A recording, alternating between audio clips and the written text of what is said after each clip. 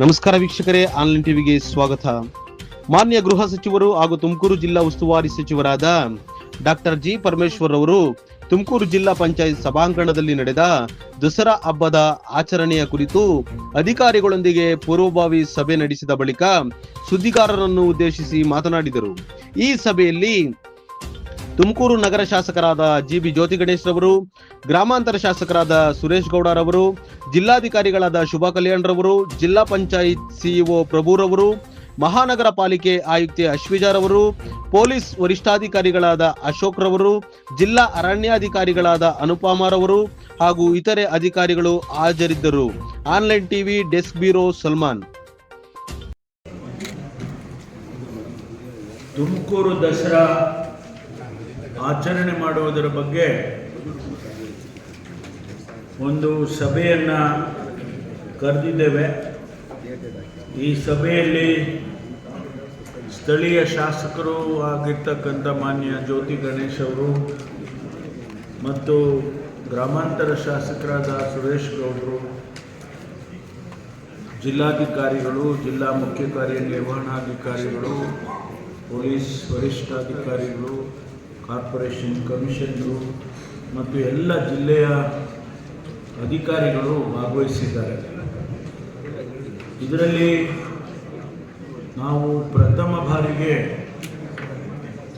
ಈ ಕಾರ್ಯಕ್ರಮವನ್ನು ವ್ಯವಸ್ಥಿತವಾಗಿ ಸರ್ಕಾರದ ಅಧೀನದಲ್ಲಿ ಜಿಲ್ಲಾಧಿಕಾರಿಗಳು ಮತ್ತು ಶಾಸಕರುಗಳು, ಜಿಲ್ಲಾ ಸಚಿವರುಗಳು ಅವರ ನೇತೃತ್ವದಲ್ಲೇ ಆಗಬೇಕು ಅಂತ ಹೇಳಿ ಒಂದು ಅಭಿಪ್ರಾಯಕ್ಕೆ ಬಂದಿದೆ.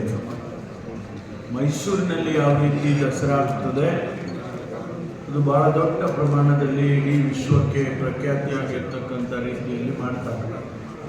ಆದರೆ ತುಮಕೂರಿನ ಸಂಬಂಧಪಟ್ಟ ಹಾಗೆ ಕಳೆದ 30 ವರ್ಷದಿಂದ ಕೆಲವು ಹಿರಿಯ ನಾಗರಿಕರು ಅವರೆಲ್ಲರೂ ಸೇರಿಕೊಂಡು ತುಮಕೂರಿನ ಹಬ್ಬವನ್ನು ಮಾಡ್ತಾಯಿದ್ರು.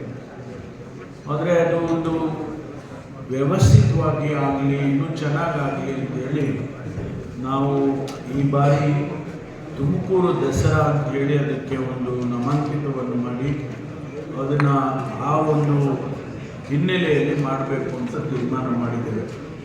2 ದಿವಸ ಈ ಕಾರ್ಯಕ್ರಮ ನಡೆಯುತ್ತೆ.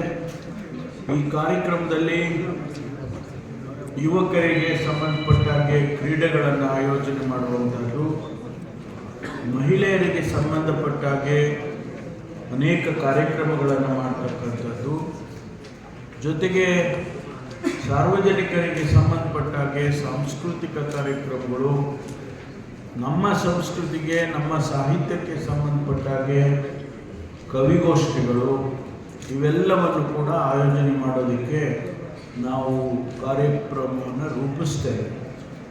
ಇದರ ಜೊತೆಯಲ್ಲಿ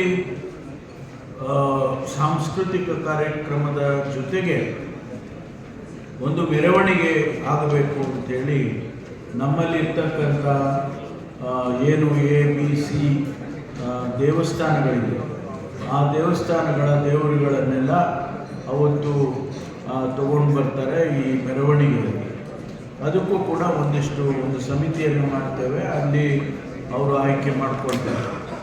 ಇಡೀ ಊರನ್ನು ಅಲಂಕಾರ ಮಾಡಿ ಒಂದು ಒಳ್ಳೆಯ ವಾತಾವರಣ ಸೃಷ್ಟಿಯಾಗಬೇಕು, ಊರಹಬ್ಬ ಆಗಬೇಕು. ಇದು ನಮ್ಮ ಈ ಭಾಗದಲ್ಲಿ ಇಂಥದ್ದೊಂದು ಕಾರ್ಯಕ್ರಮ ಆಗಿರಲಿಲ್ಲ. ಅಂದರೆ ಬೇರೆ ಬೇರೆ ರೂಪದಲ್ಲಾಗಿತ್ತು. ಅದನ್ನು ಇನ್ನೂ ಹೆಚ್ಚಿನ ಪರಿಣಾಮಕಾರಿಯಾಗಿ ಮಾಡಬೇಕು ಅಂತೇಳಿ ಇದನ್ನು ನಾವು ಮಾಡ್ತೇವೆ. ಇದಕ್ಕೆ ಯಾರು ಒಂದು ಸಮಿತಿಯನ್ನು ಮಾಡ್ತೇವೆ, ಆ ಸಮಿತಿ ಮೇಲುಸ್ತುವಾರಿಗೆ ಎಲ್ಲವನ್ನು ನೋಡ್ಕೊಳ್ತಕ್ಕಂಥ ಒಂದು ಸಮಿತಿ, ಅದು ಜಿಲ್ಲಾ ಉಸ್ತುವಾರಿ ಸಚಿವರ ಅಧ್ಯಕ್ಷತೆಯಲ್ಲಿ ಮತ್ತು ಎಲ್ಲ ನಮ್ಮ ಸಚಿವರುಗಳಿದ್ದಾರೆ.